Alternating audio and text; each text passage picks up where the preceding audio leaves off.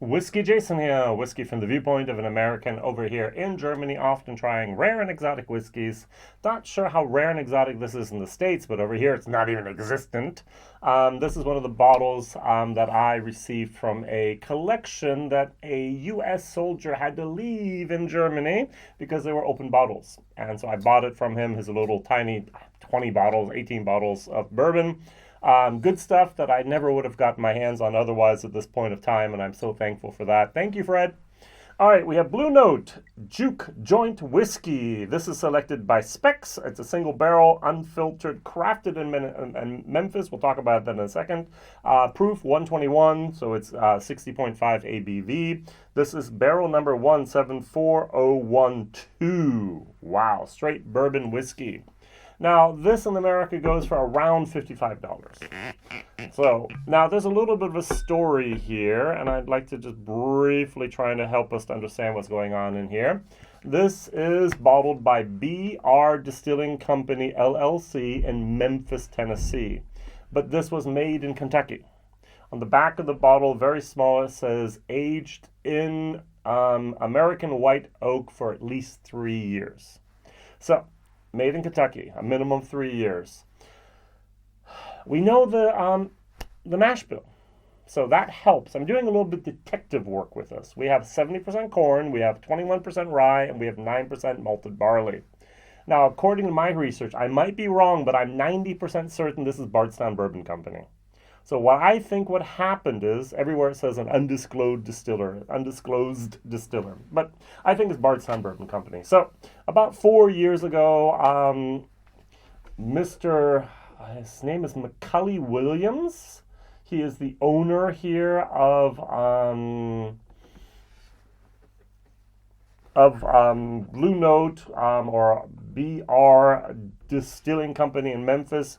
He basically went to Bardstown, bought barrels, had a contract, hey, distill this and this for me, contract distilling, and he took those barrels up to Memphis, Tennessee, put them in his warehouse, let them set, and he has a small batch version, which is about 20 barrels,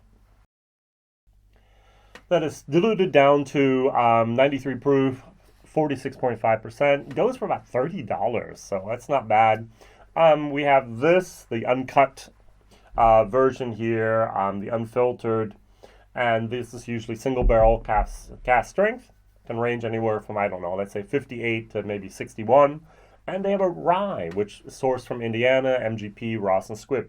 So they're basically an independent bottler. Now, if you look at their website, there's a tiny little still they use. I've never seen any products at the moment yet that they actually put on the market from their own distillery that said, hey, made in Tennessee. Oh, while I was doing my German video, there's a thought here. I'm going to compare it to this. Come to my thought in a second. This is Stellum. All right, I did a video about this already. I'm not sure what order you're going to see them in, but this is MGP juice. All right, so what we did here is we took Indiana juice, brought it to Louisville, Kentucky, basically, and bottled it there.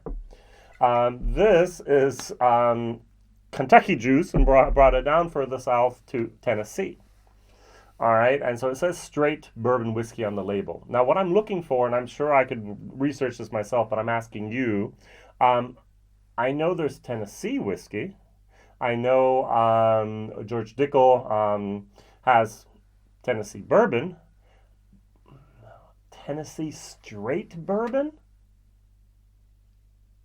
That's the question. I don't think I found many. Nothing pops to my mind of Tennessee straight bourbon. Yeah. Nicole Austin, she has put out Tennessee bourbon a lot. Not a lot, sometimes, but I'm not sure if the label says Tennessee straight bourbon or not.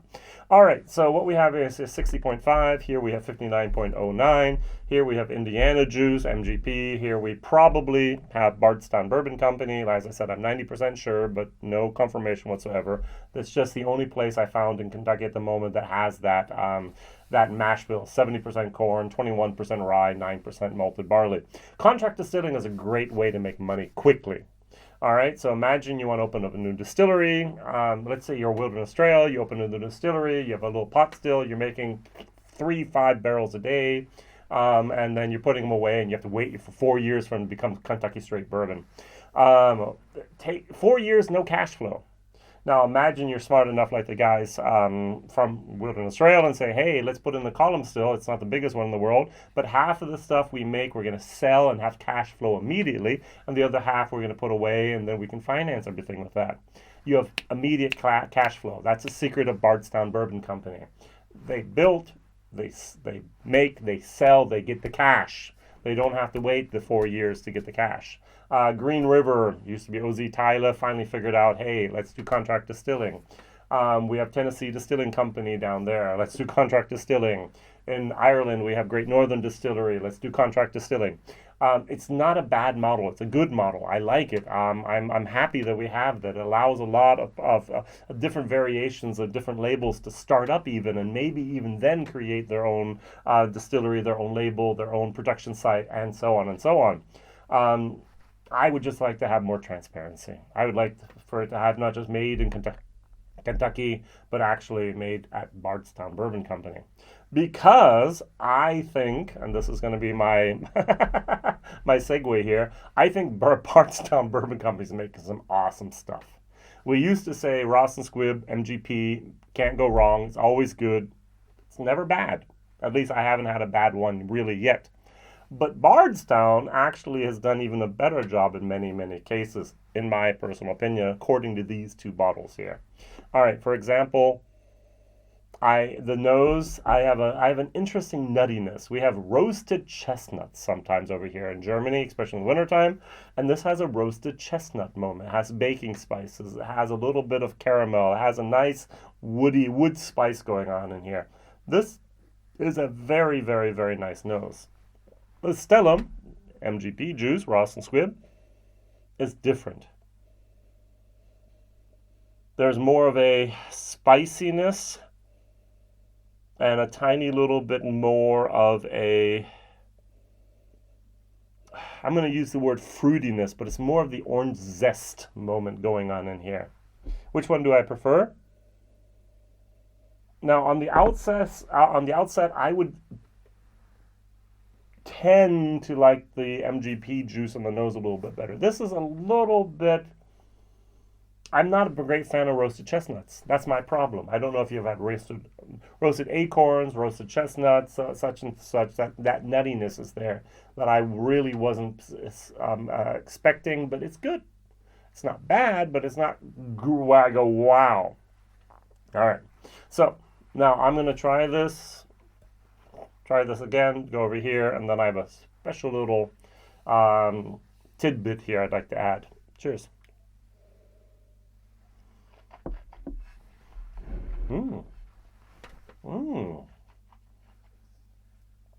This is 3 years of age. 3 years plus, minimum. This is very, very good. Oh, that roasted chestnut turns into a wood spice, caramel, pecan, bourbon goodness moment with a little bit of candied pecans going on in there. The heat, minimalistic. I mean, 60.5% ABV, 3, maybe 4 years of age. Wow, that's really, really good. It's a little bit towards the sweeter side, which I like. Wow, no astringency, a little bit of wood spice, but not any suck the water out of your cheeks moment. This is nice. And for about $55, this is a bargain. This is good. Wow. I really, really, really like that. B minus, value for money, solid C, if not a C plus. Going over to Stellum here. I have to take a look real quick. Stellum, so yeah, exactly the same price. Also $55. Take a little bit of water here. So, now the differences here could not, yes, they could be greater, but they're significant. There's significant differences in the way these whiskeys are made, and I like the Blue Run. I like the Blue Note, I'm sorry. Blue Run is something else. Blue Note.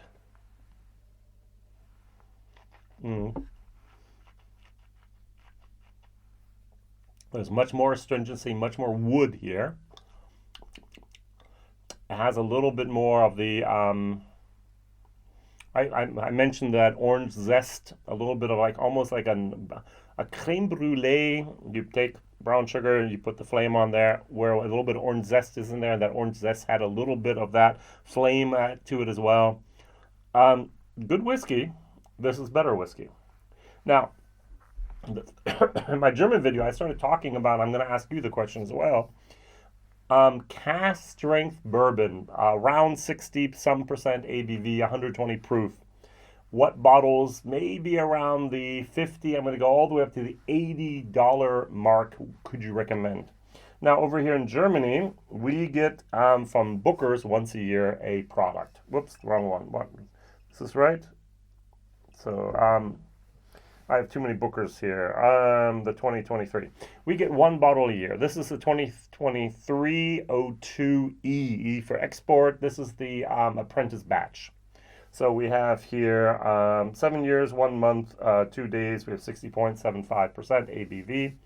And I did not like this year's batch. I know this goes in America for somewhere between between 80 and 100 dollars. I'm sorry.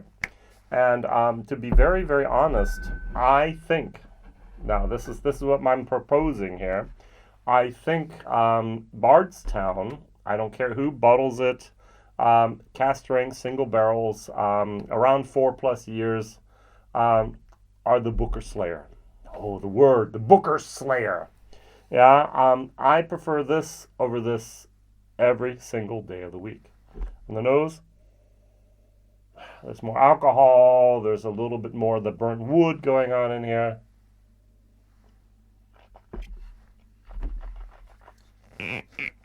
I just did not like that profile this year. A lot of burnt wood, a lot of darkness. There's more of an earthiness going on here. Not bad, but I think, at least for me, in my opinion, this Blue Note hits all the right spots. All right, so that's going to be my question of the day.